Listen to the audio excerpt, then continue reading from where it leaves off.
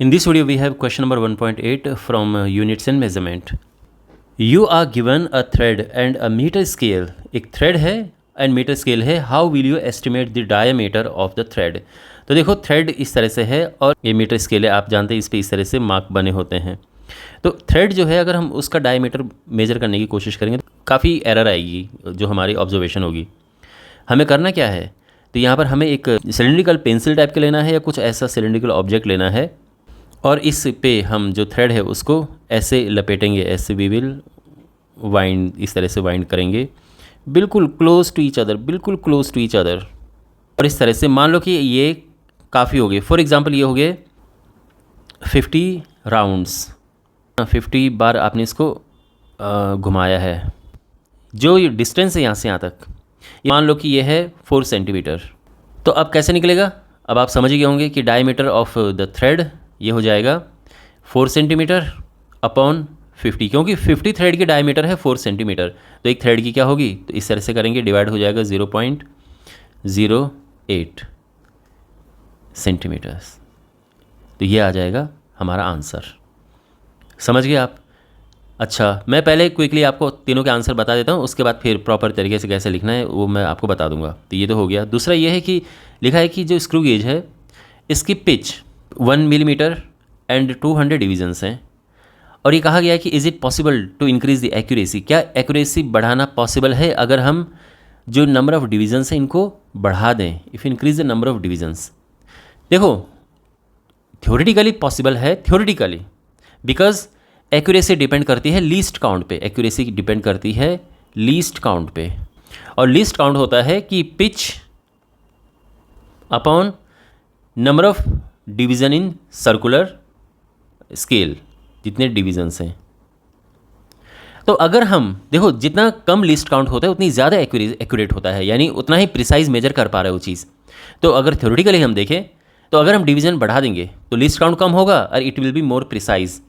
But practically ये possible नहीं है. प्रैक्टिकली क्या होगा कि अगर आप डिवीजन्स को और बढ़ाएंगे तो उसमें एरर आने की ज़्यादा पॉसिबिलिटी है. उसमें क्या है कि जो लाइंस होंगी, फिर जो इसमें सर्कुलर स्केल में जो लाइंस होंगी they will be much closer to each other, कि फिर एक्यूरेसी में प्रॉब्लम आएगी. उसके बाद टाइम के साथ में कुछ वेयर एंड टियर होता है तो उसमें ऑब्जर्वेशंस लेना और भी मुश्किल हो जाता है. तो theoretically yes, but practically no. इसका आंसर ये है. Third, the mean diameter of thin brass rod is to be measured by vernier callipers. Why is a set of 100 measurements of the diameter expected to yield more reliable estimate than 5 measurements. वो ये कह रहे हैं कि अगर हमने कोई rod है उसका डायमीटर मेज़र करना है वर्नियर कैलिपर से, तो 100 मेजरमेंट्स लेना क्यों ज़्यादा बेटर है मोर एक्यूरेसी के लिए देन 5 मेजरमेंट्स. तो सिंपली ये है कि जितना हम ज़्यादा मेजरमेंट्स लेते हैं उतनी ही ज़्यादा एरर्स को हटाता है, उतनी ज़्यादा रैंडम एरर्स जो होती हैं उसको एलिमिनेट करता है. तो फर्स्ट आंसर है जिसमें हमें थ्रेड के डायमीटर को एस्टिमेट करना है कि wind the thread tightly around a cylindrical object like a pencil for a known number of turns, है ना. जैसे मैंने बताया था कि कोई सिलेंड्रिकल ऑब्जेक्ट लो और इसमें फिर इसको लपेटो इस तरह से. Ensuring there is no gaps और ओवरलैप, गैप ना हो, ओवरलैप ना हो. उसके बाद जहाँ तक लपेटा है उसको, उसकी लेंथ को मेज़र करो और डायमीटर आ जाएगा लेंथ जो आएगी अपॉन नंबर ऑफ टर्न्स, जितनी बारी लपेटा है, इस फॉर्मूले से. ठीक है. उसके बाद अच्छा, जो इसका सेकंड पार्ट था इसमें ये था कि जो स्क्रू गेज है अगर हम उसमें number of divisions in circular scale increase कर दें तो is it possible to increase the accuracy, यानी लीस्ट काउंट उसका कम हो सकता है. तो जैसे मैंने बताया प्रैक्टिकली पॉसिबल नहीं है. रीज़न यहाँ पे लिखा है कि if there are too many divisions on the circular scale they will become too close to each together, यानी too close to each other हो जाएंगे, इस तरह से काफ़ी पास में आ जाएंगे to read accurately with the naked eye, कि उनको नेकेड आई से देखना पॉसिबल नहीं होगा, मुश्किल हो जाएगा. दूसरा, मैकेनिकल लिमिटेशंस, भाई टाइम के साथ कुछ वेयर एंड टियर होता है, manufacturing defect in the screw thread, जो थ्रेड्स हैं उसमें अगर कोई हल्का सा डिफेक्ट हो तो इससे फिर क्या, अगर बहुत ज़्यादा क्लोज हो एक दूसरे के, वेयर एंड टियर इनमें हो गया, तो फिर इसका लीस्ट काउंट जो हम एक बार ये सोच रहे हैं कि इम्प्रूव करें यानी कम करें, उसकी जगह पे एरर और बढ़ जाएगी उसकी. फिर है जो मैंने बताया था कि 100 मेजरमेंट्स क्यों लेनी ज़रूरी हैं instead of 5 measurements.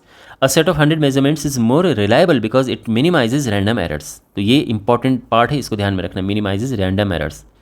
Random errors occur irregularly in both positive and negative directions when taking large number of readings like 100.